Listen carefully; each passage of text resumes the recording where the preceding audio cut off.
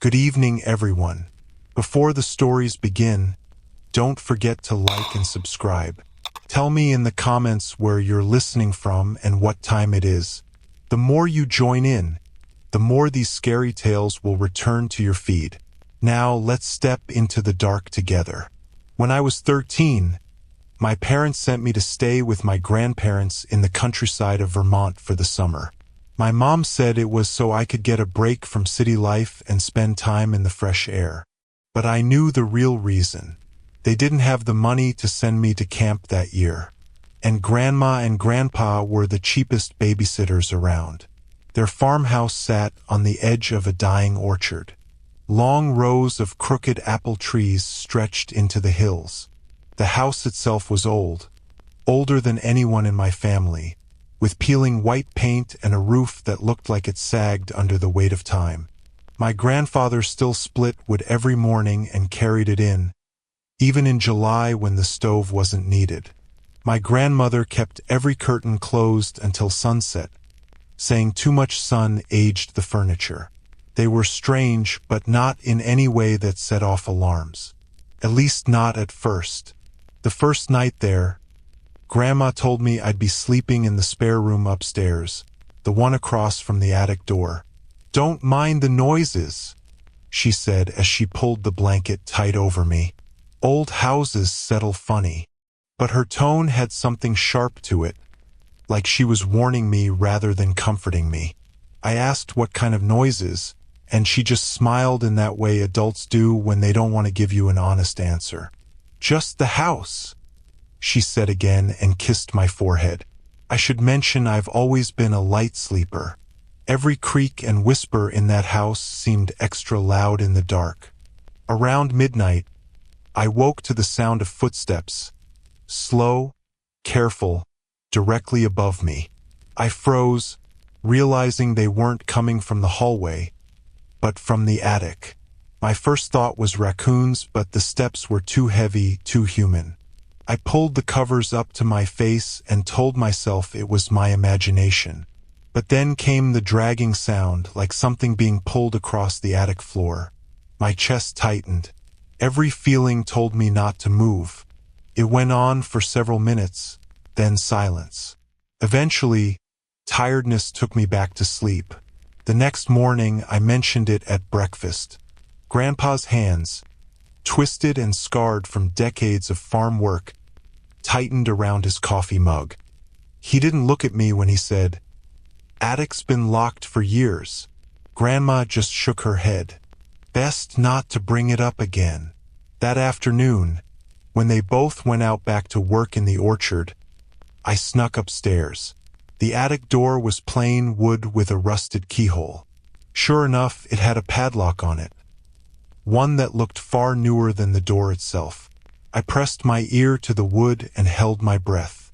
Nothing, just silence. But as I leaned in closer, I swear I felt warmth coming through the door, like someone was standing just on the other side. That night, the sounds came again. Not just footsteps this time. I heard whispering, too quiet to make out words, but definitely human. I sat up in bed, staring at the attic door across the hall. It was closed, locked, not moving, but the whispers carried through the wood all the same. I didn't sleep at all. By morning, my nerves were shot. Grandpa caught me staring at the attic door as I came downstairs. He set his coffee down hard and said, "That room is not for you. Do you understand me, boy?" His eyes were bloodshot. His jaw clenched like he'd been up all night too. I nodded, but of course I didn't really understand. I only understood that something was in there and they were hiding it.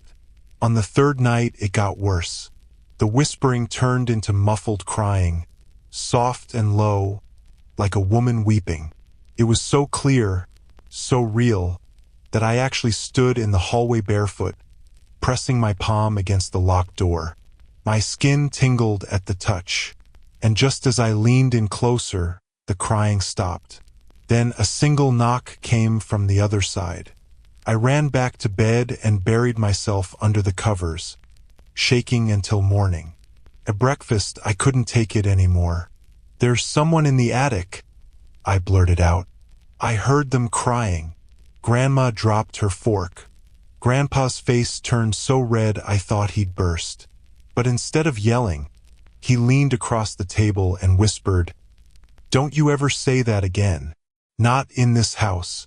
Not anywhere." His hand was shaking so bad his coffee sloshed over the rim of his cup. That was the moment I knew they weren't just weird old people with creaky floors. They were hiding something, something alive, something above my room every night. And the worst part was, I had started to feel like whoever was up there knew me too. I barely slept after that breakfast. Every look at Grandpa's face made my stomach twist. It wasn't just anger in his eyes. It was fear. Real, bone-deep fear. I started to think maybe it wasn't just me being scared. Maybe they had been living with this thing in the attic for years. That night, I didn't even bother trying to close my eyes. I sat upright in bed, staring at the thin strip of hallway visible beneath my door. Around 1 o'clock in the morning, the whispering began again. But this time it wasn't muffled. It was clear. It was my name, Daniel, drawn out like a breath against glass. I froze. The whisper came again, closer, as if lips were pressed right against the crack of the attic door. My pulse pounded in my ears so hard it almost drowned it out. But I know what I heard. I stumbled out of bed, heart hammering, and crossed the hall before I could talk myself out of it. My hand hovered over the padlock. Cold air seeped through the keyhole, chilling my fingers. And then, unbelievably, the lock clicked, fell open by itself. I didn't touch it. I swear I didn't. It just dropped, metal clattering on the floor. The door creaked wide enough for a hand, pale, thin, veined like wax paper, to slide out into the hall. It reached for me. I fell backward onto the floorboards, scrambling away. But the hand didn't move forward. It just hovered there, shaking. That's when I heard my grandmother's voice behind me. "Daniel, get away." She yanked me by the arm, pulling me to my feet with surprising strength. Grandpa came stomping down the hallway in his boots, slamming the attic door shut and snapping the lock back in place. He was shaking, muttering prayers under his breath I didn't recognize.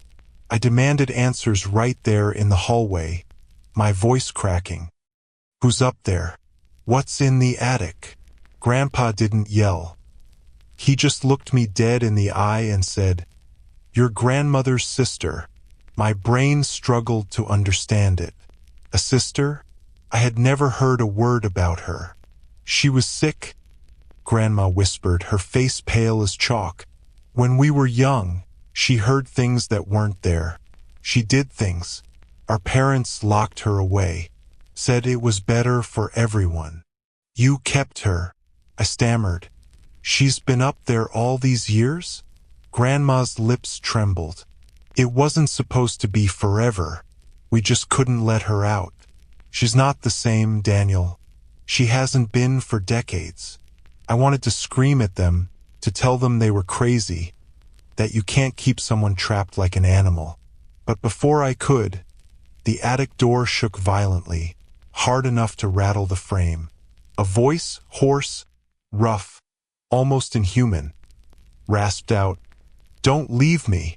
I'll never forget the way my grandmother's face collapsed into tears, or how my grandfather dropped his head like he was waiting for judgment. They both knew this couldn't go on. The banging stopped. Silence. Then slowly, the sound of someone crawling across the attic floorboards. Not walking, crawling, closer and closer to the top of the stairs. Grandpa barked at me to get to my room and lock the door. I obeyed for once, slamming it shut and pressing my weight against it. My ears rang with the sound of wood splintering. There was a scream then, not from the attic but from my grandmother. My blood went cold. I pressed my ear to the door, and I swear I heard her pleading with someone, her voice breaking. "Please, Eleanor, please don't." Then silence again. When I finally cracked the door open, the hallway was empty. The attic door hung wide open. Padlock snapped clean in half on the floor. My grandparents were gone. No voices, no movement, just the warm night air drifting down from the black hole of the attic. I didn't think. I ran down the stairs, through the kitchen, out the screen door, into the orchard. My bare feet tore on the weeds and roots, but I didn't stop until I hit the dirt road. By the time police returned with me hours later, the attic was empty. No sign of anyone. The bed in the spare room upstairs was untouched. The breakfast plate still on the table. The only evidence that anything had happened at all was the padlock, broken clean in half like it had been cut with bolt cutters. They never found my grandparents. Not a trace. The official story became that they wandered into the orchard and got lost. But I know better. I know what took them.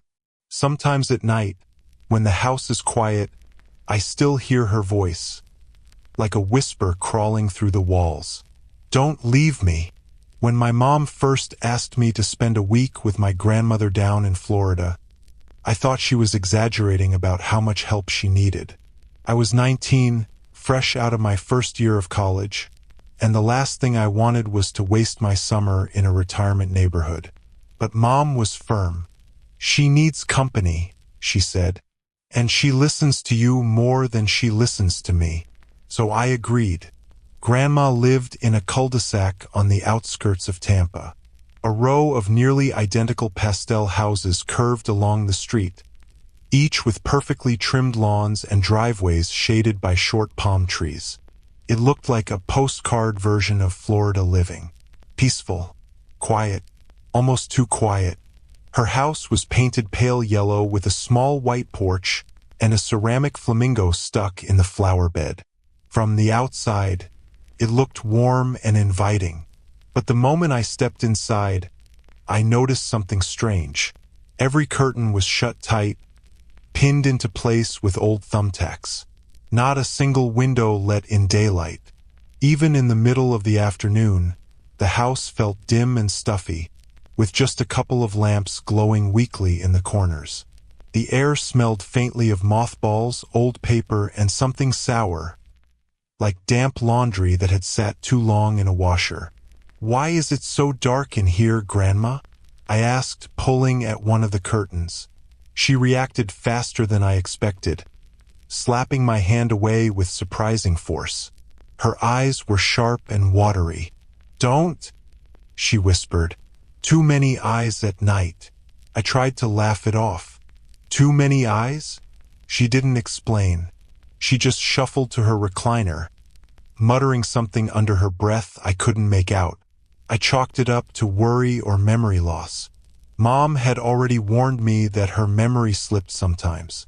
Still, the way she said it made a small knot form in my stomach. The first 2 days went by without much happening.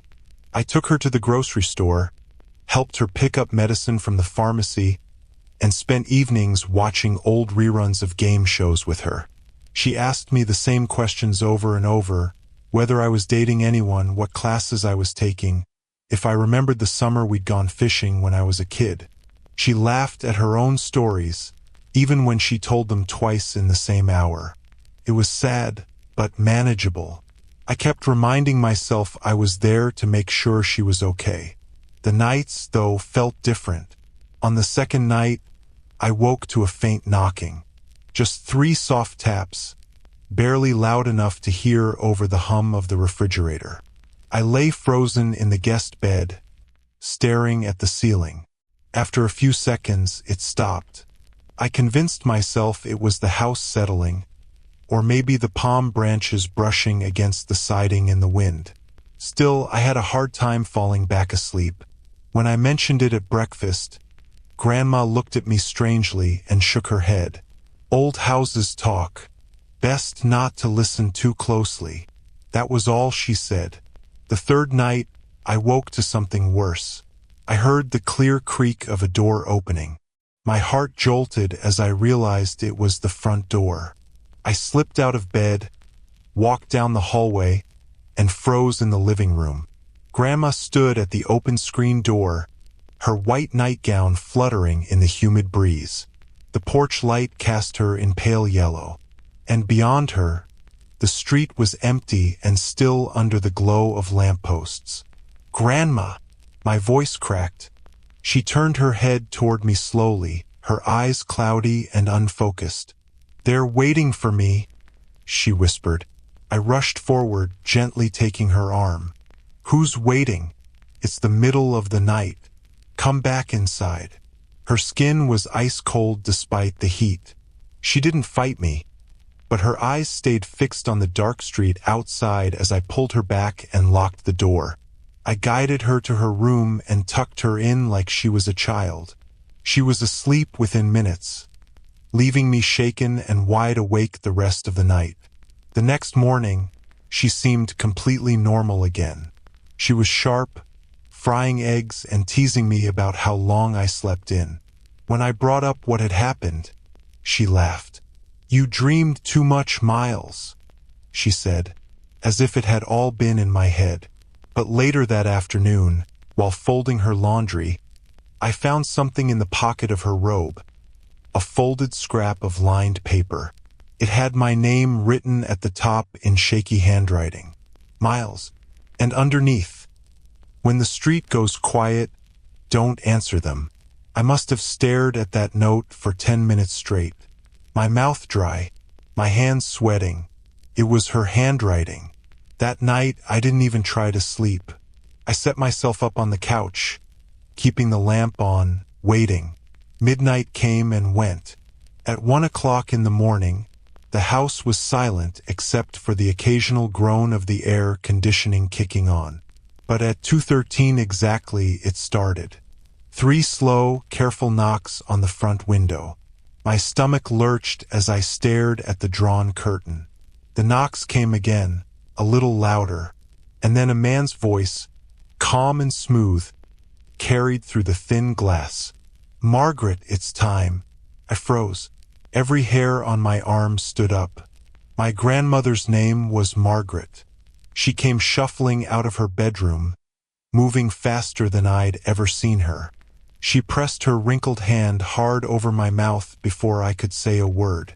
Her eyes were wide, wet, terrified. "Don't let them know you're here," she whispered. The voice outside grew sharper. "Margaret, you promised." That's when the knocking spread from the front window to the kitchen glass, then to the sliding back door. 3 knocks. Silence. 3 more. Whoever was outside wasn't alone. Grandma's grip on me trembled. Her lips barely moved as she whispered something that made my blood run cold. "They'll take you if they see you, just like they took your grandfather." I sat there frozen, every muscle tight, as the knocking circled the house. They were patient, careful, as if whoever was out there knew exactly how to scare us. "Margaret," the voice sang again, and this time it wasn't alone. Another voice joined in, softer, higher, almost musical. "A woman. We've come for you. Don't keep us waiting." Grandma pressed harder against my mouth until I could barely breathe. Her hand trembled. Her nails dug into my skin. Her lips brushed my ear as she whispered, "Don't look. Don't answer. Don't let them see you." The air in the house felt heavy, like the air itself had thickened. Every creak of the walls, every shift of the AC vent, made my heart skip. Then came the scraping sound, a long dragging noise against the siding, moving slow along the walls. Fingernails? A stick? Couldn't tell. And then silence. The silence was worse than the knocking. I thought maybe they were gone, until the voice came again. "Miles." Hearing my name outside nearly stopped my heart. I hadn't spoken. I hadn't made a sound. Yet they knew I was here. I twisted to face Grandma. Her face had crumpled, eyes wet, mouth trembling. "Don't answer," she whispered, as if saying it out loud made it less likely to happen. "If you answer, you belong to them." I couldn't sit still. Against every feeling screaming at me not to move, I crawled toward the curtain. I just had to see. Grandma grabbed at me, but I slipped out of her grasp. My fingers shook as I pinched the fabric and pulled it back an inch. A man stood on the lawn under the glow of the street lamp. He wore an outdated suit, pale as dust, with waxy skin stretched over his face like a mannequin. His eyes were cloudy gray, but his smile, that awful thin smile, was fixed directly at me. And it wasn't just any man. It was my grandfather. He had been dead for nearly 40 years, or so I'd been told. "Miles," he said softly, tilting his head. His lips stretched wider, showing teeth too white, too straight. "Open the door. It's me." My stomach flipped. I dropped the curtain and stumbled back. Grandma was sobbing now, rocking in her chair. "He answered them once," she whispered through tears. "He was mine and they took him. He's not your grandfather anymore. He's theirs." I pressed my hands over my ears, but it didn't matter. The voices grew louder. Dozens now. Men, women, even children, all whispering my name. Their tone wasn't angry. It was pleading, inviting, like a chorus of old friends asking me to join them. The windows rattled. The glass bent inward as if pressed by invisible hands. I swore I saw shadows stretching across the curtains. Shapes that shouldn't have been there. Too tall, too thin. And then a new sound. The click of the screen door unlocking by itself. Grandma cried out, scrambling from her chair with a burst of strength I didn't know she had. She dragged me into the hallway and slammed us into the bathroom, locking the door. We huddled in the corner as footsteps creaked across the living room floor. Slow, careful, walking around. For nearly an hour they stayed. The voices whispered from every direction, seeping through the walls. "Miles, come outside. It's warm. It's safe. It's time." The grandfather clock struck 3 times in the hall. At that exact moment, the voices stopped. The footsteps faded. The air lightened.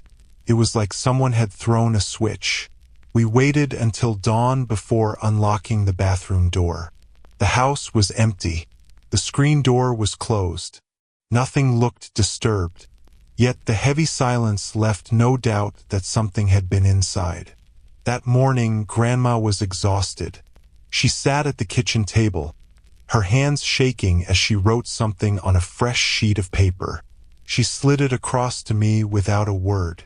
In her thin handwriting, it said, "When I'm gone, they'll come for you." I left that afternoon. I didn't argue, didn't explain. I just packed my bag and drove home. 2 weeks later, Mom called. Grandma had disappeared. The police said she must have wandered into the neighborhood and gotten lost. But the search dogs never found a trail, and none of the neighbors had seen her leave.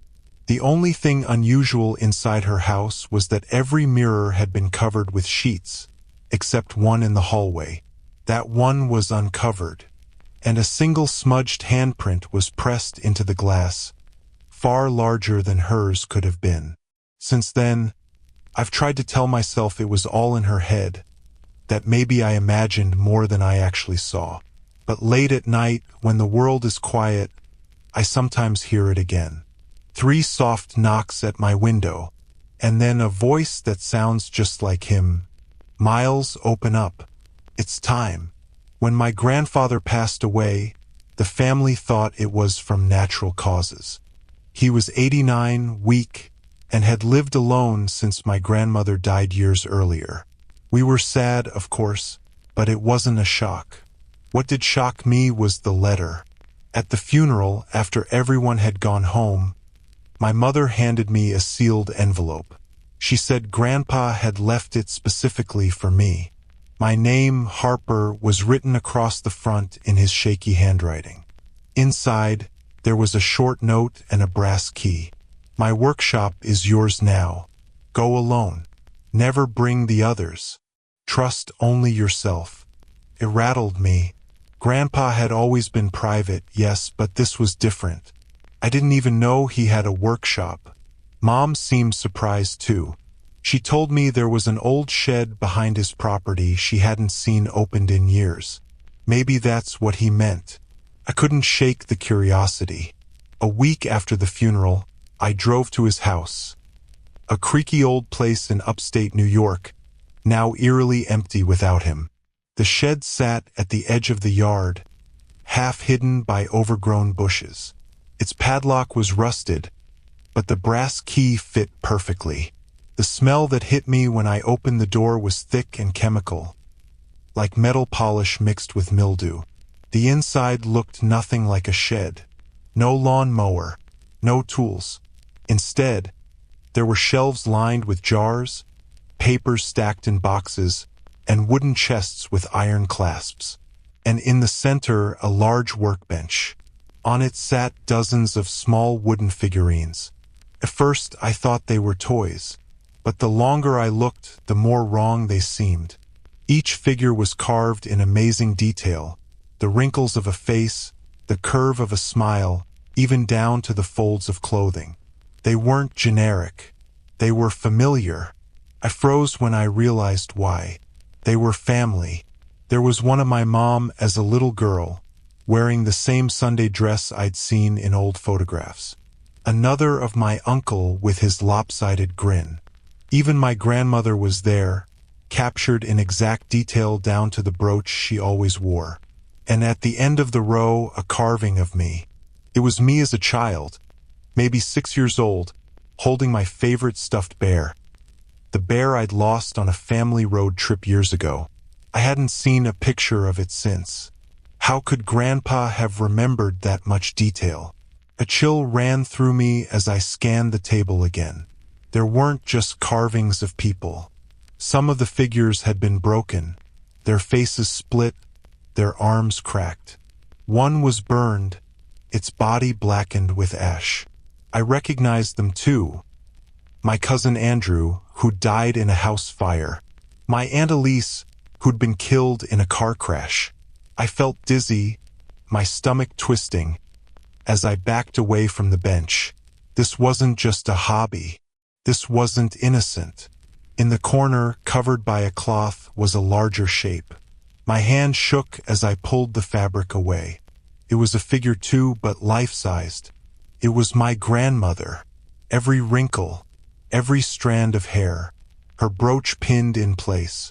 Her eyes were carved shut, but the likeness was so disturbingly real, I staggered back against the wall. That's when I heard the door slam behind me. The key I'd left in the lock turned on its own. The shed was dark, except for a faint glow from the cracks in the wooden floorboards. A low hum filled the space, like something electric buzzing beneath the wood.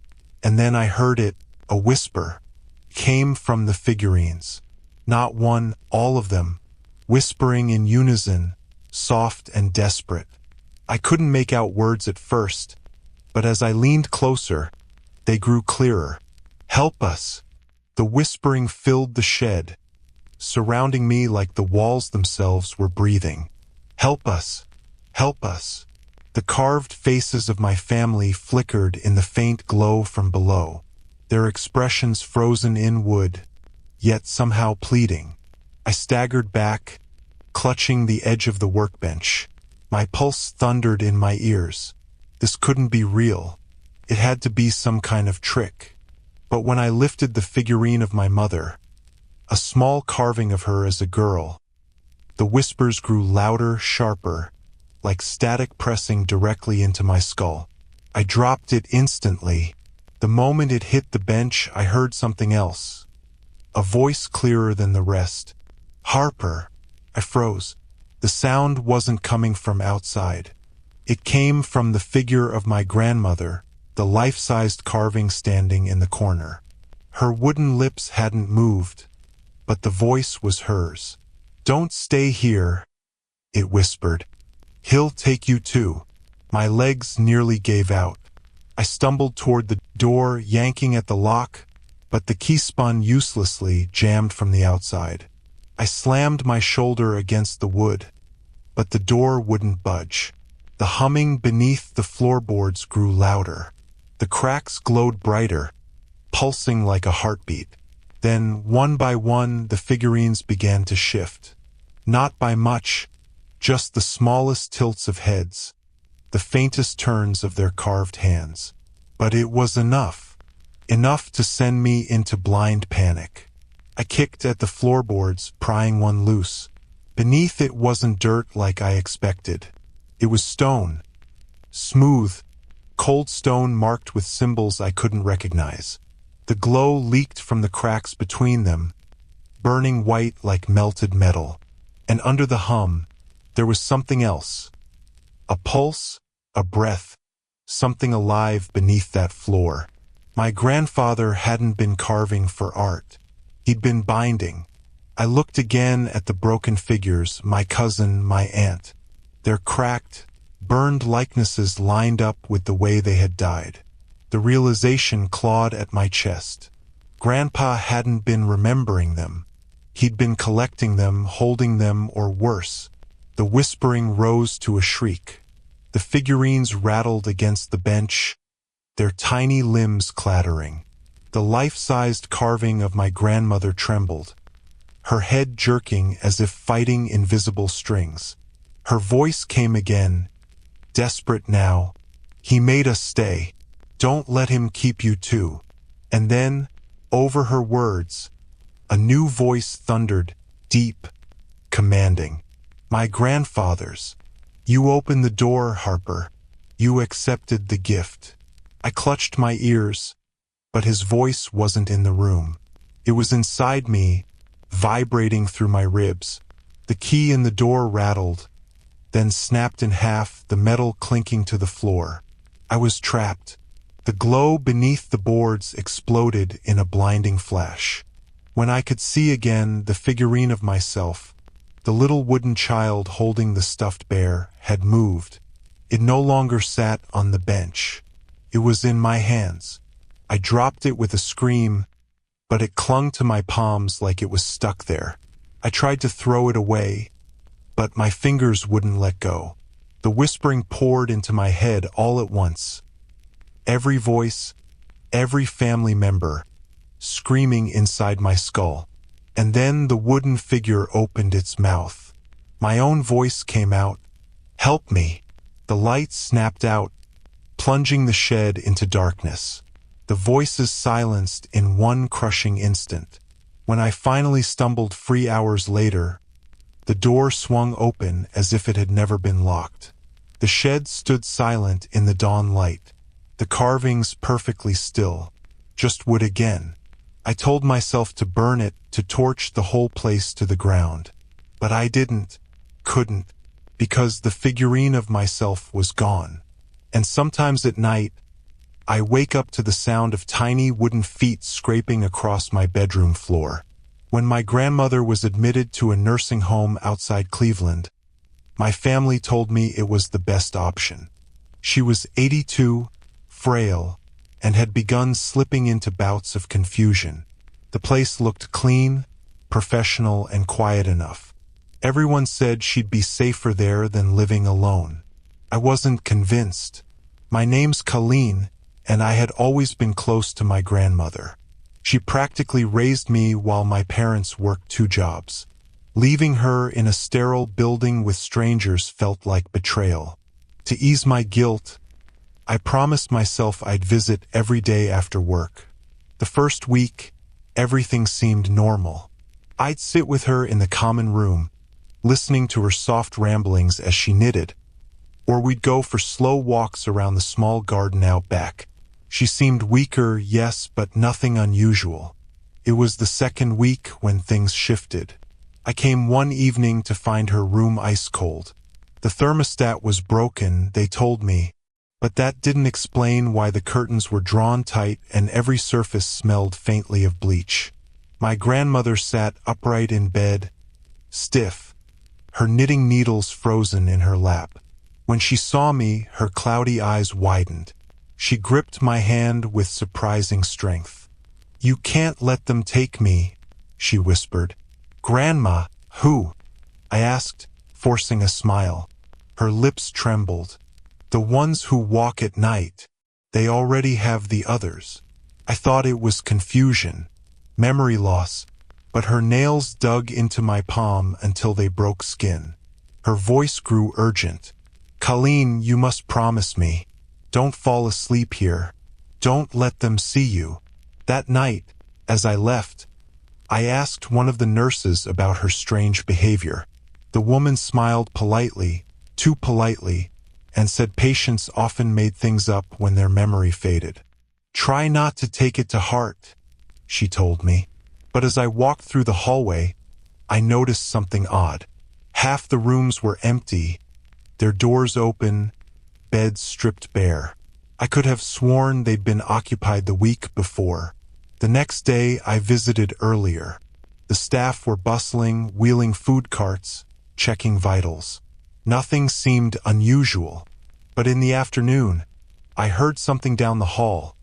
A cry, faint, muffled, like someone calling out from behind a closed door. I froze outside a room with the door locked from the outside.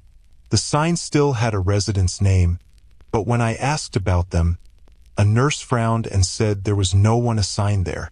That night, I stayed later than usual. I wanted to see if Grandma's warnings had any truth. At exactly 2 o'clock in the morning, I woke in the recliner by her bed to the sound of footsteps. Slow, careful, unnaturally synchronized. My stomach clenched. Grandma's eyes snapped open. She grabbed my wrist. "Don't look," she hissed. The footsteps stopped right outside her door. For a moment, the air was so still, I thought I'd imagined it. Then a whisper seeped through the crack beneath the door. Soft, many voices overlapping at once. "Colleen." The doorknob began to turn. Grandma's nails cut into my skin. "If you look at them, they'll know you're awake."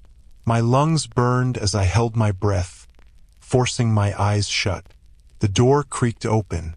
I heard them enter, more than one, their weightless steps padding across the floor. The room chilled instantly, the air heavy, humming with something unnatural. Couldn't resist. I opened my eyes a sliver. Shapes, tall, thin, draped in gray fabric like hospital sheets. Their faces were smooth, pale, with only faint marks where eyes and mouths should have been. They leaned over my grandmother's bed, their heads tilting in unison as if studying her. She whimpered, "Please, not tonight." One of the shapes turned its head toward me, his featureless face bent, his blank skin stretching like wax. And I knew it saw me. The moment that faceless thing turned toward me, I knew I had made a mistake. My grandmother squeezed my hand so hard I thought my bones might snap, silently begging me not to move. The figure tilted its blank head, stretching its face unnaturally before drifting closer. My grandmother whispered so low it was almost silent. "Don't speak. Don't move. Pretend you're asleep." But it was too late. The shape leaned inches from my face. Its waxy, featureless skin rippled like something alive beneath it. And then, with a sound like tearing cloth, a mouth split open where there hadn't been one before. From that mouth came a voice I recognized. My mother's voice. "Colleen." The word was so wrong, so human yet not, that tears sprang to my eyes. I bit the inside of my cheek until I tasted blood, forcing myself to stay still. The figure lingered, then straightened. It turned back to my grandmother's bed. She was trembling, whispering prayers under her breath. The things circled her, their heads lowering in unison. One reached its long gray hand toward her chest. "No!" I whispered before I could stop myself. The room froze. Every figure snapped its head toward me at once. My grandmother screamed. Run! I bolted, tearing through them. My shoulder collided with their cold, fabric-like bodies. The hallway stretched endlessly, lights flickering above me as alarms began to wail. But not fire alarms, not nurse calls. It was a sound older, deeper, like the building itself was shrieking. Behind me, their footsteps multiplied, that synchronized rhythm pounding closer and closer.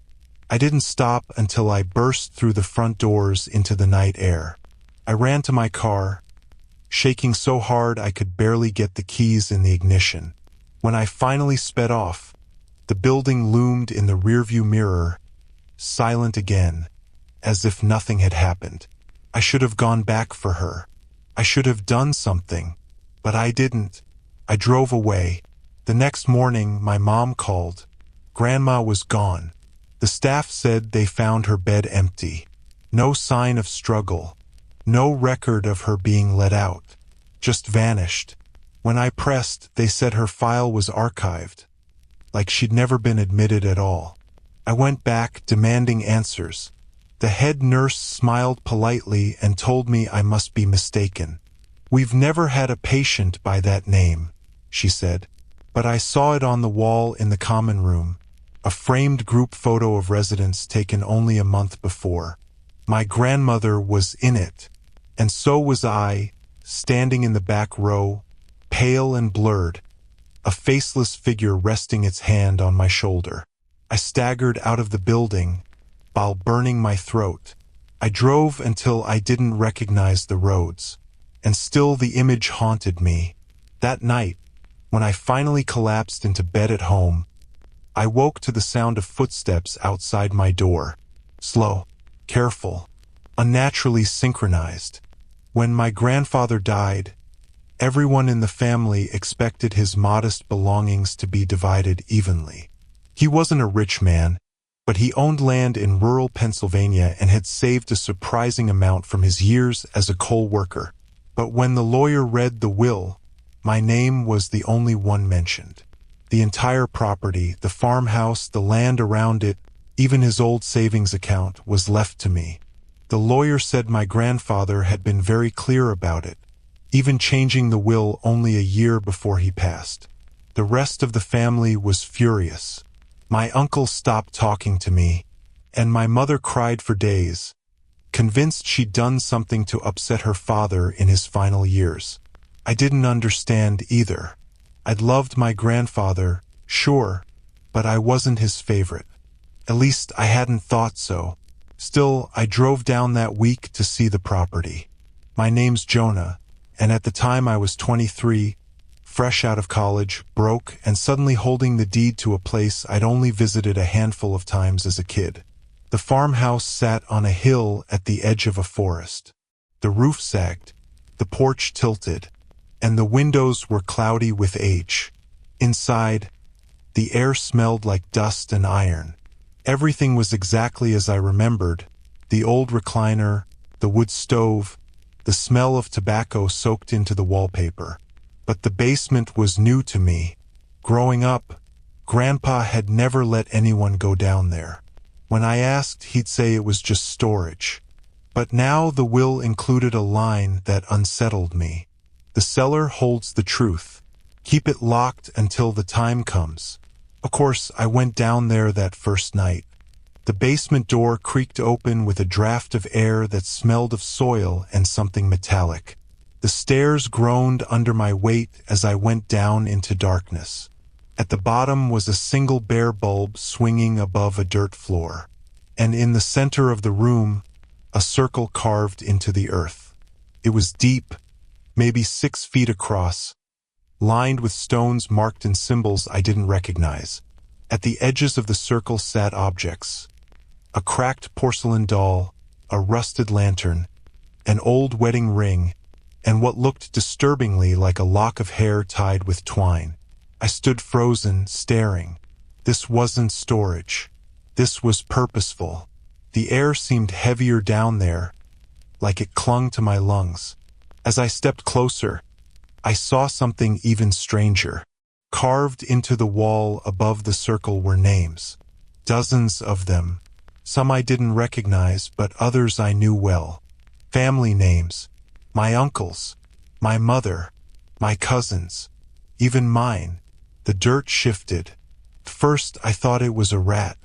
But then I saw fingers, thin gray fingers pushing up from the soil within the circle.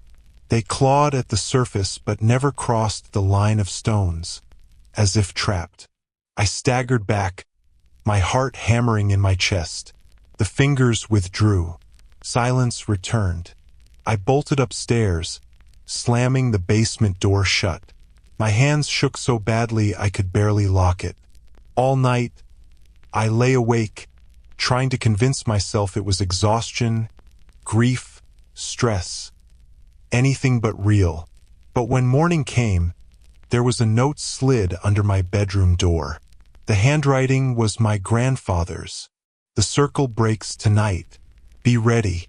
The note lay on the floor like it had been waiting for me all night. My hand shook as I picked it up. The handwriting was undeniably his. The same slanted loops I'd seen on birthday cards and grocery lists. The circle breaks tonight. Be ready. I wanted to run, drive off, and never come back.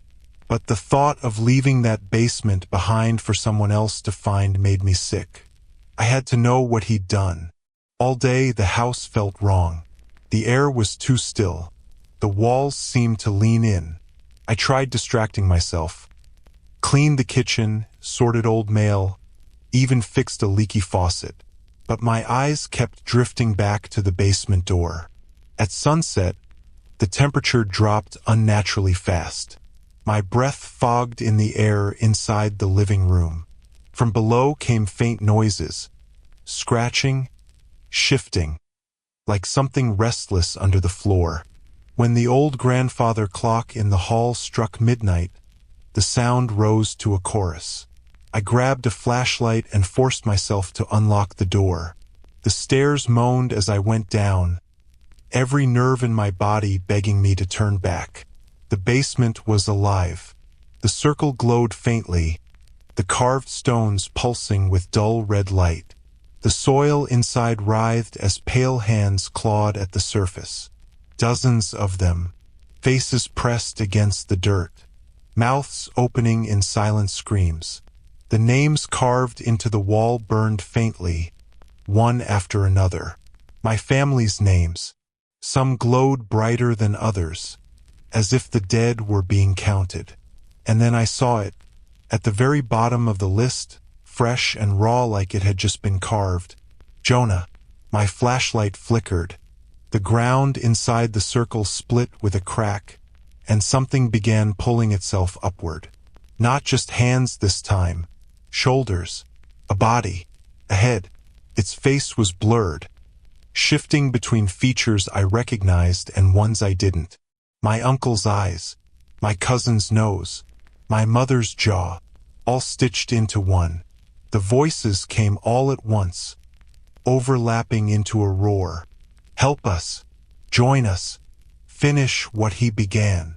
I dropped the light, stumbling back against the wall. My grandfather's voice boomed inside my head as clear as if he were standing next to me. You're the heir, Jonah. The blood binds to you now. The figure fully emerged, dragging itself free. It stood taller than a man, its body patchwork pale, stitched with scars that bled into nothing. It reached for me with long shaking arms. I screamed, lunged for the stairs, but the door above slammed shut. The lock clicked into place on its own. The air thickened, pressing on my chest. My grandfather's voice grew louder. I kept them. I bound them for you. Images crashed into my head. Every death in the family. My cousin's car crash. My aunt's sudden illness. My grandmother's heart attack. None of them had been accidents. They had been offerings. Grandpa hadn't loved us. He had been collecting us, preparing me. The thing stepped closer. Its shifting face twisted, settling for a moment into the likeness of my mother. It smiled with her lips. Stay with us, Jonah, it whispered. I hurled the flashlight at it, breaking through the circle. The stones scattered, their glow going out. The thing screamed, a chorus of voices shredding my eardrums, as hands erupted from the soil, not reaching for me, but dragging the creature back down. Its body split and warped as dozens of pale faces clawed at it, pulling it beneath the dirt. I collapsed on the stairs, covering my ears, sobbing, as the ground sealed shut. The whispers died. Silence returned. When I finally stumbled out into the cold dawn, the house felt empty, hollow. I locked the basement door behind me and swore I'd never return. But the will was mine. The land was mine. The curse was mine.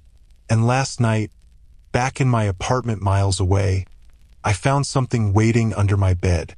A scrap of soil, a smooth stone carved with my name, and the faint sound of fingers scratching at the floorboards. Grandpa's eyes never left the road. He sat stiff behind the wheel, both hands locked tight, his jaw clenched like every mile was a battle. Grandma rode beside him, humming softly, her hand resting on my knee. It should have been a sweet gesture, but her palm was trembling. I watched the desert crawl past the window, hours of nothing but dust and flat horizon. The sky a pale sheet of heat. What unsettled me wasn't the emptiness. It was the sameness.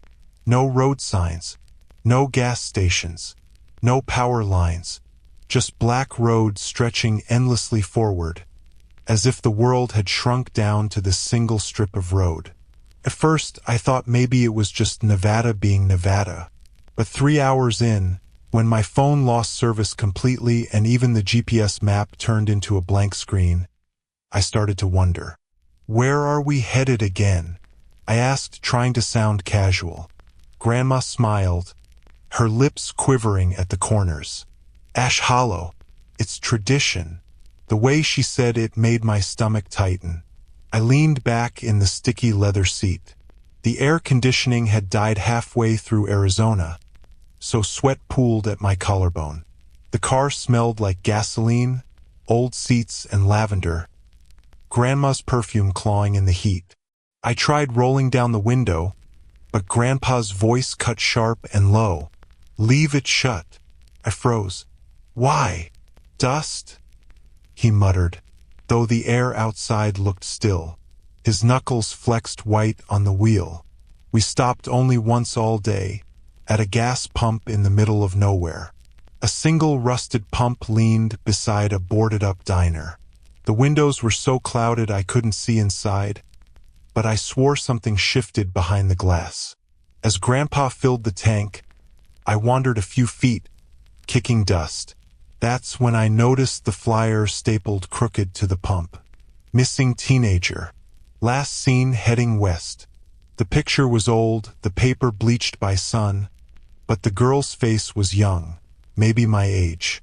Grandma's voice startled me. Back in the car, Tessa. I slid into the back seat, uneasy. As we pulled away, the headlights caught the edge of another flyer, half buried in dirt. Another missing teen. Another date. The farther we drove, the heavier the air felt, like the desert itself was pressing down on the car. By dusk, my head throbbed and my skin felt too tight. That was when Grandpa finally spoke again. His voice was rough, hoarse, like he hadn't used it in hours. You'll see them tonight. The words hung in the stale air. See who? I asked. No answer. Only Grandma's fingers tightening against my knee, her humming faltering. By the time the sun melted into the horizon, the desert had changed. The ground cracked into jagged stone. Twisted mesquite trees clawed at the sky. Finally, a weathered wooden sign appeared, leaning crooked at the roadside. The paint was so faded, I had to squint to read it. Ash Hollow. Grandpa turned onto a dirt track. Dust rose in thick clouds behind us, swallowing the road we'd left. The car groaned over rocks until it rolled to a stop in a barren clearing. A circle of stones waited there. In the center sat a fire pit choked with ash, black and brittle, like it had burned 1,000 times before. "Out," Grandpa said flatly. The night was dead quiet. No insects, no wind, only the crunch of gravel under my sneakers as I followed them out. Grandma walked stiffly to the stone circle. She knelt and began whispering words I didn't recognize. They weren't English. They weren't a prayer I'd ever heard. Grandpa's hand landed heavy on my shoulder. His grip was iron, unshakable. "You don't run," he said. "No matter what you see. If you run, they'll follow." Cold prickled down my spine. My mouth was dry. "Who will?" He didn't answer. The fire pit ignited. No matches, no lighter, just a sudden bloom of white flame that cast long, thin shadows across the stones. That's when I realized the shadows weren't ours. Figures emerged from the dark, one by one, their bodies bent at wrong angles as they stepped into the firelight. They were tall, impossibly thin, draped in gray rags that fluttered without wind. Their faces were hollow, skin stretched tight over bone, mouths curved into gaping grins, too wide, too fixed. They circled slowly, heads jerking side to side like animals sniffing prey. Grandma's voice cracked as she chanted faster, her hands pressed to the dirt. One of the figures stopped in front of me. Its grin widened until the skin split at the corners, thin tears stretching like torn paper. Its voice was a hiss, not in the air, but inside my skull. "You're the one." I staggered back, but Grandpa's grip only tightened. His eyes were wet, his jaw set like stone. "This is the last time," he whispered. His voice broke, and in that moment, I realized this wasn't a family trip. It was a handoff. The circle of fire burned white, its light bleaching the desert stone and making the air shimmer like heat waves. My chest tightened with every breath, like the flames were stealing the oxygen. The figures swayed closer, their bodies bent and cracked, long limbs folding at unnatural angles. The grin never changed, fixed wide and unblinking, stretching farther the longer I looked. Grandma's chanting grew frantic. Her voice shook, syllables breaking like she was forcing words out she didn't want to say. Sweat dripped down her temples as she pressed her palms harder into the dirt. One of the gray figures leaned inches from me. Its mouth didn't move, but I heard it clearly inside my skull. "She is marked." The others shifted in unison, tilting their heads toward me like predators catching scent. Their grins widened. I jerked back, panic exploding through me. "What the hell is this?" I shouted. Grandpa's hand crushed harder onto my shoulder. His face was twisted, jaw trembling, eyes brimming with tears. He didn't blink away. "It's the only way," he rasped. "Every generation, one grandchild. That's the bargain." I stared at him in disbelief. Bargain with what? With them. He flinched at the word them. The gray figures hissed in unison, a sound like dry leaves scraping together. "Don't run," he begged me. "Please don't make this worse." But I stumbled back anyway, shaking my head, bile rising in my throat. You brought me here to give me to them?" Grandma's voice cracked mid-chant. She choked on a sob but kept going. The ground beneath the stone circle pulsed, cracks splitting open, black ash spilling upward like smoke. Something larger stirred below, something that made the figures pull back slightly, as though even they feared it. I turned, running toward the car. Gravel sprayed under my sneakers. My legs pumped with adrenaline. But before I made it 3 steps, something seized my ankle, cold, thin fingers like wire. I screamed as I hit the ground. A gray figure was on me, its grin stretching impossibly wide, jaw unhinging with a crack.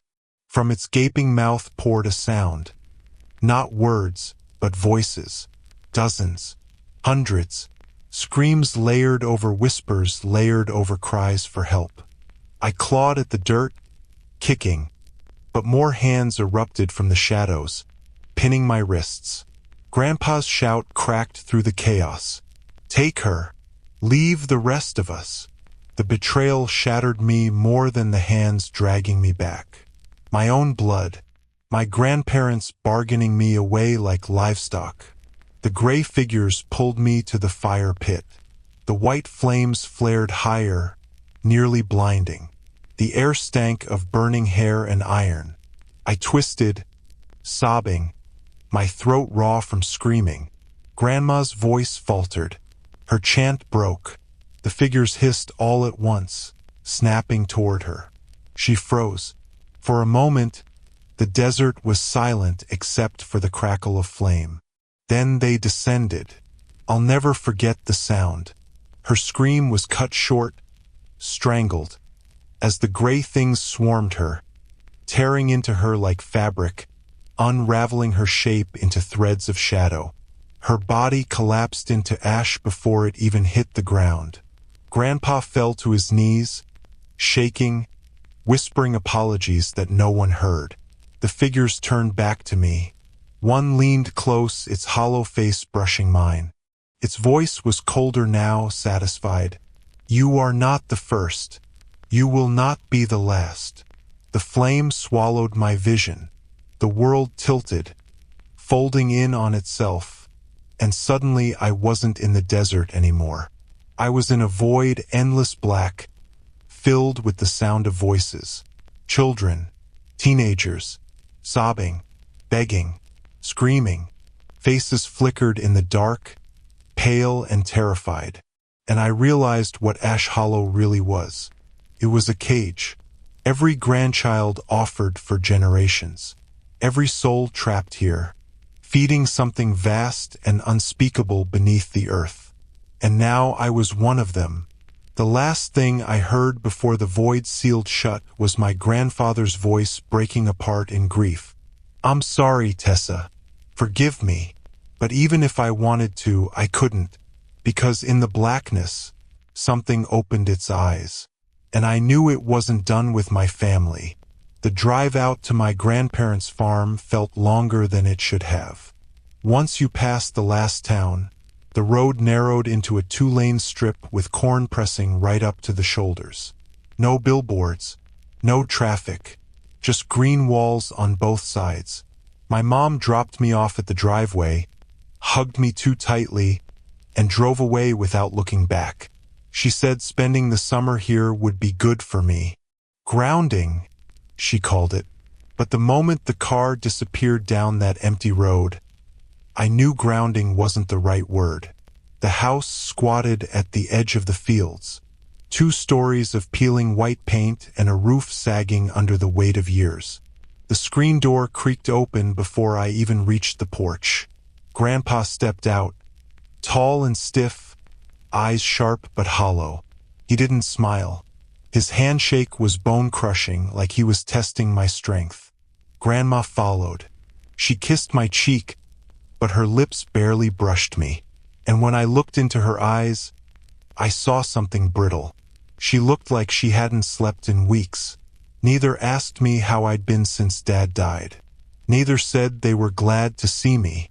Instead, they spoke almost in unison, like lines practiced. "You'll sleep in the back room," Grandpa said. "Stay out of the fields at night," Grandma added. I laughed nervously, waiting for a smile, some sign it was a joke. There wasn't one. Inside, the house smelled of tobacco and something faintly sour, like damp soil. I noticed odd details. The windows in every room were latched and nailed shut. Strips of salt poured neatly along the baseboards. Heavy locks on doors that didn't need locking. They were strange, but not in any way that set off alarms. At least not at first. That night, lying in the back room, I heard it. Not the creak of old boards or the sigh of wind through the trees. It was heavier. Slow, careful steps circling the house. At first, I thought it was Grandpa doing a check. But when I peered through the curtain, no lantern bobbed outside. Just corn, tall and dense, bending as though something big moved between the rows. The sound stopped beneath my window. Then I heard my name. A whisper, broken, drawn out. Nolan. I slammed the window shut, heart pounding. I told myself it was my imagination. Exhaustion from the long trip. I didn't sleep a second. At breakfast, I asked, "Grandpa, do you ever hear anything in the fields at night?" His fork froze halfway to his mouth. He didn't look at me, didn't say a word. Grandma dropped hers. It clattered loud against the plate, her hands trembling. She glanced at him, then back at me, her voice a whisper. "You heard them already? Them?" She shook her head fast, eyes wide. "Don't go into the corn, Nolan. No matter what you hear. Promise me." I promised. But the way she said it didn't sound like advice. It sounded like pleading. The next day, I wandered out to the fields. In daylight, the corn looked normal enough. Tall stalks rustling softly in the breeze. But when I stepped between two rows, the air changed. Heavy, damp, like the humidity you feel in a cellar. A few feet in, I froze. Something pale was sticking out of the dirt. I crouched. It was a shoe. A child's sneaker, cracked and weather-stained, laces stiff with age. I pulled it free, dirt spilling out. And underneath it was something worse. A necklace, delicate and broken. A tiny silver locket still attached. I opened it. Inside was a photograph, faded, blurred, of a girl I didn't recognize. The corn around me shifted, not from wind, from something moving deeper inside, something too heavy to be an animal. The rows bent in unnatural patterns, like the earth itself was crawling. I backed out quick, nearly tripping over my own feet, and didn't stop until I was on the porch again. That night, the voices came louder. More of them, not just whispers but laughter, harsh and jagged, wrong in a way that scraped down my spine. I pressed my face to the glass, staring into the dark rows, and my stomach dropped. The corn wasn't just swaying. It was shifting, like the entire field was breathing. Grandpa started chaining the doors that evening. Heavy iron links across the back door. Padlocks on the front. He didn't eat, didn't speak, just muttered prayers under his breath while Grandma stared at her plate, eyes brimming. I thought maybe I was losing my mind until the fourth night. That was when I saw something step out of the corn. It looked like my father. Same face, same tired smile, same flannel shirt he'd been buried in.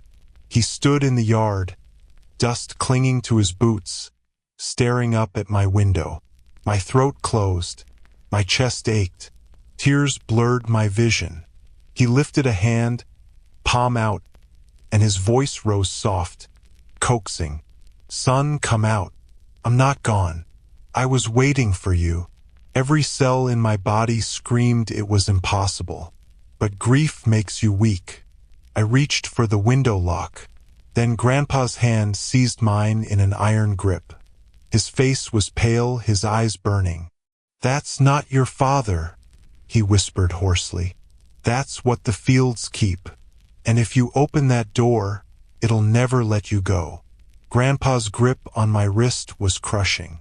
His eyes glistened in the dim light, and for the first time, I realized he wasn't angry. He was terrified. "That's not your father," he rasped. "That's what the fields keep."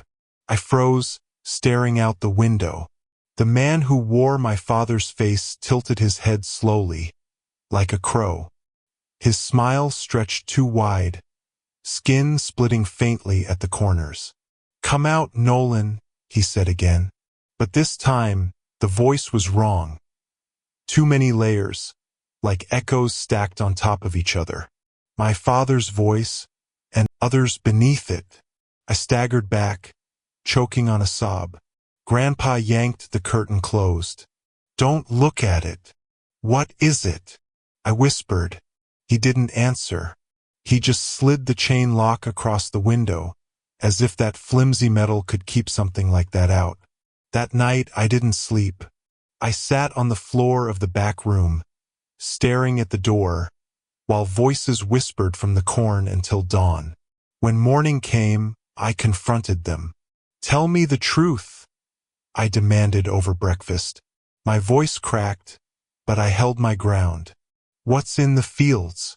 Why is it calling me?" Grandma dropped her fork.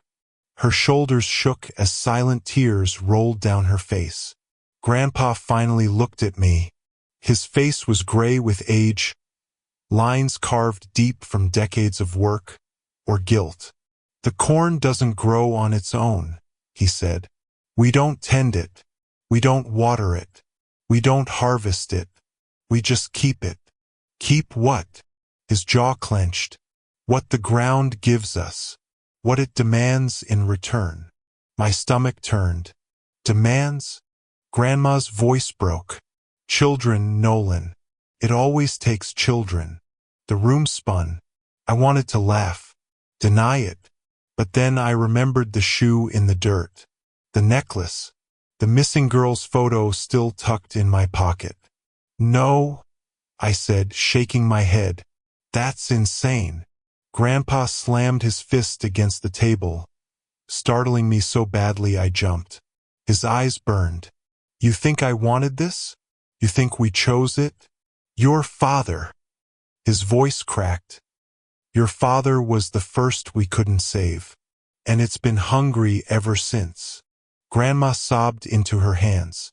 I staggered back, while burning my throat. My father. They hadn't just lost him. They had fed him to it. That night I tried to leave. I packed a bag quietly, waited until they fell asleep in the front room, and crept toward the door. The chains rattled softly as I unlatched them. My heart pounded. If I could just reach the road, I could walk for miles until I found someone. Anyone. But when I stepped onto the porch, the corn was already moving. Not swaying. Parting. Rows bent outward, opening like a tunnel straight into the field. From the darkness inside, voices rose. My father's, my grandmother's sister long dead. My own name whispered by a dozen mouths. "Nolan, Nolan, Nolan." The air stank of rot and iron. My legs shook, but something pulled at me, tugging behind my ribs. The voices weren't just sound. They were inside me, familiar and coaxing. Grandpa's voice roared behind me. "Don't step off that porch." I spun. He stood in the doorway, shotgun trembling in his hands. His face was pale with terror. But it was too late. A hand erupted from the dirt of the porch steps. Thin, pale, too long. It wrapped around my ankle. Another clawed up beside it. I screamed, kicking, but more hands burst from the soil, grabbing, pulling. They weren't attached to bodies, just endless arms stretching out of the earth. Grandpa fired. The blast lit up the night, corn snapping back as the figures inside shrieked in a chorus of stolen voices. The hands loosened for a second, and he hauled me back, dragging me inside as Grandma slammed the door shut. The chains rattled back into place. I lay on the floor gasping, ankle bleeding where the fingers had torn skin. Grandma's voice shook as she whispered, "It knows you now. It won't stop until it has you." For 3 days we stayed inside. The whispers never stopped. They grew louder at night, sometimes mimicking my own voice, calling through the walls, "Let me in." On the 4th night, the house shook. The corn pressed right up against the windows, stalks tapping against the glass like fingers. And then I saw it. Not my father this time. Me, standing in the yard. Same face, same clothes, same scar on my chin from when I fell off my bike at 10. The copy smiled up at me. "You belong to us already," it whispered. The window cracked. Grandma screamed. Grandpa fired again. But this time the blast didn't scatter them. The corn swallowed the pellets like they'd been nothing. Hands shattered through the glass, grabbing, pulling. My doppelganger's grin widened, its teeth too sharp, too many rows. Grandpa shoved me back, yelling at me to run. The last thing I saw as I stumbled down the hallway was the corn swallowing him whole, dragging him through the broken window. Grandma's voice shrieked behind me. Then silence. And now I'm alone. The corn surrounds the house on all sides, pressing closer every night. I hear them whispering my name in every voice I've ever loved. I don't know how much longer the doors will hold. But I know this. Sooner or later, the farm takes everything. Brookhaven Lane was the kind of neighborhood people forgot existed. A row of cookie-cutter houses built in the 50s. Shutters faded. Lawns left to weeds. Street lights buzzing with flies. But when I pulled up to my grandparents' house at the far end of the cul-de-sac, it didn't look like the others. It looked wrong. The curtains were drawn tight, even though it was midday.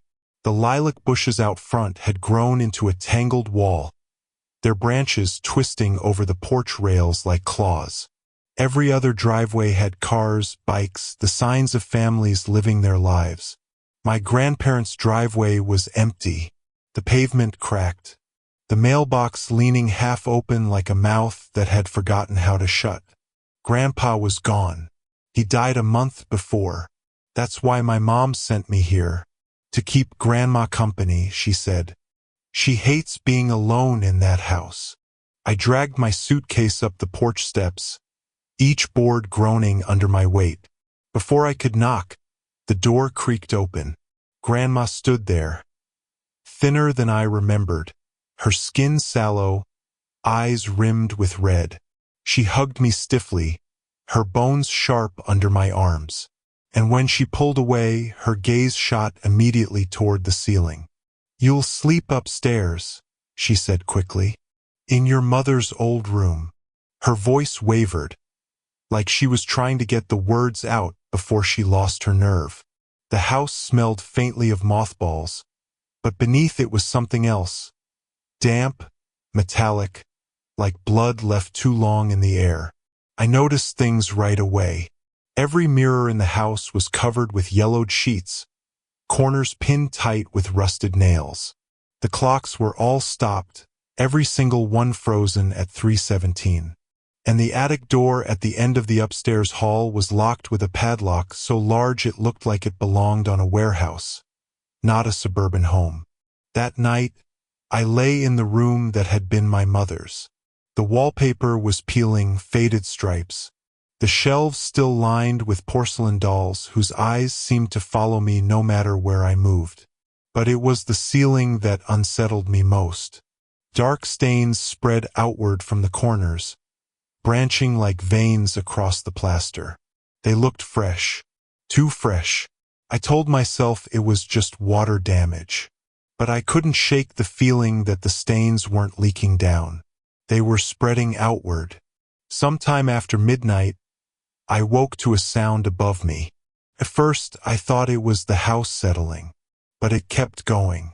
Slow, rhythmic, a dragging like something heavy being pulled across the floorboards.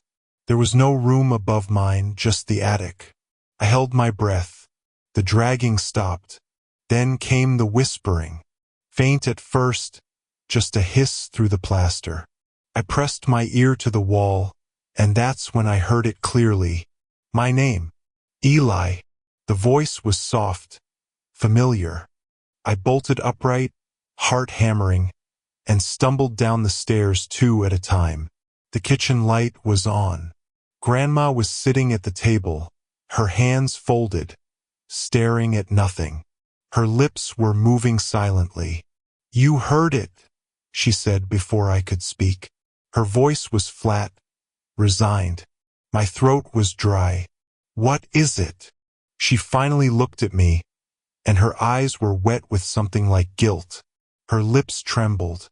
"Not what?" she whispered. "Who?" I frowned, shaking my head. "Grandma, She suddenly gripped my hand across the table, her skin cold as ice.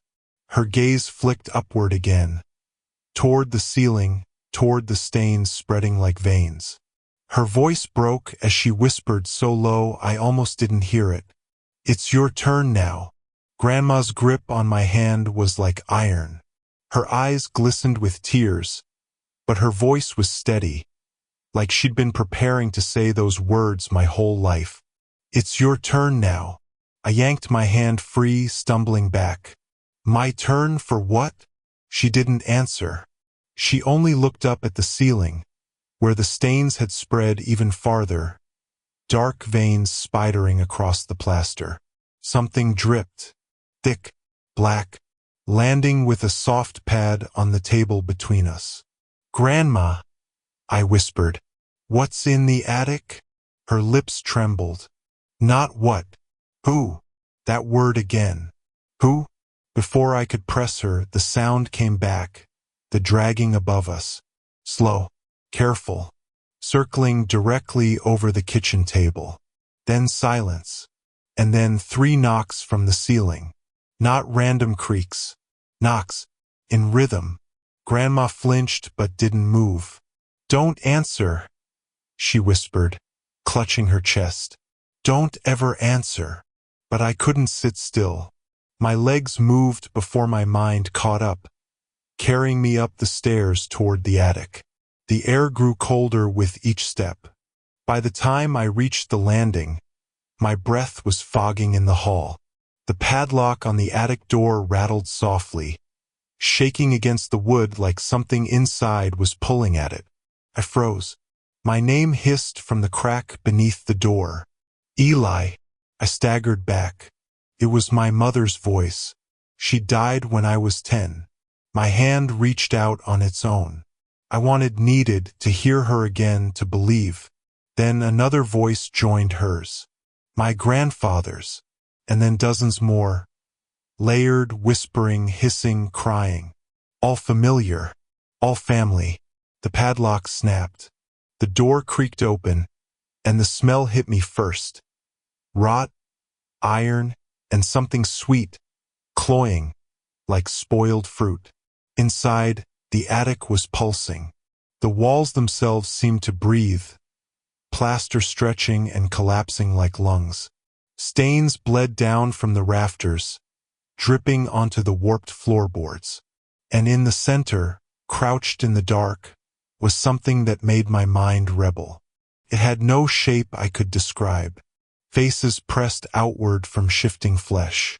Mouths opening and closing soundlessly. Eyes blinking before sliding back under the skin. Hands jutted out and sank away again. Dozens. Hundreds. All human. All wrong. And I knew them.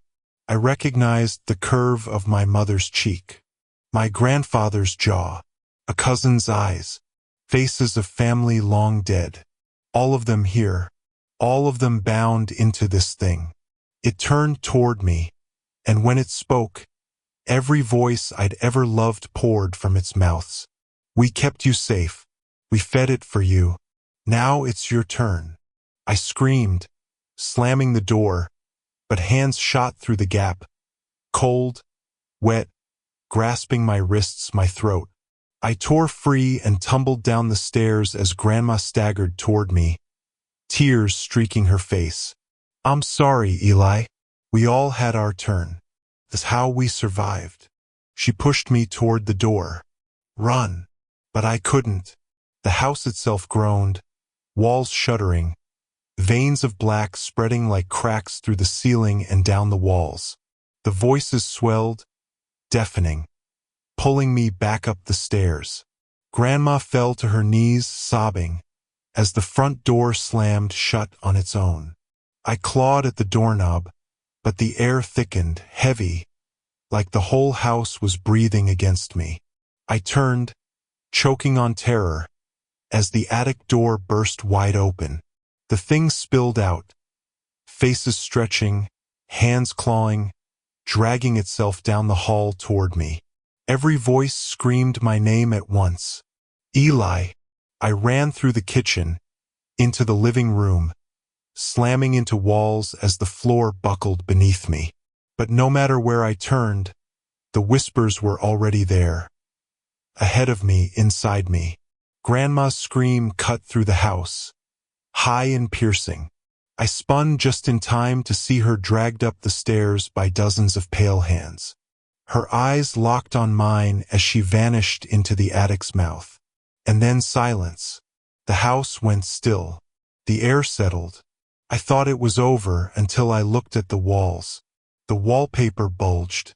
The plaster shifted. Faces pressed outward, their mouths opening in silent screams. Grandma's face among them now, her eyes wide with endless terror. And in the silence, I realized what had happened. It wasn't the attic. It wasn't the stains. It was the house itself. The house was alive, and I was inside it. The last thing I heard before the walls began to close was my mother's voice, soft and desperate, whispering from 100 mouths at once. Don't fight it. It's always been us. And then the house swallowed me whole.